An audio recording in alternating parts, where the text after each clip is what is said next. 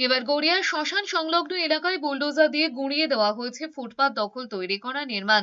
দুদিন আগেই এখানে ক্লক টাওয়ার ভেঙে দেওয়া হয়েছিল। এবার গড়িয়ার শ্মশান সংলগ্ন রাস্তায় ফুটপাত দখল করে শৌচালয় এবং সৌন্দর্যায়নের নামে মূর্তি বসানো হয়েছিল।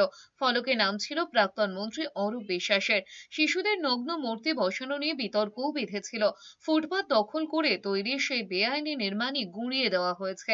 এই ধরনের নগ্ন মূর্তি বসানো নিয়ে প্রাক্তন মন্ত্রী অরূপ বিশ্বাসের রুচি নিয়ে প্রশ্ন তুলেছেন নারী ও শিশু কল্যাণ মন্ত্রী অগ্নিমিত্রা পাল।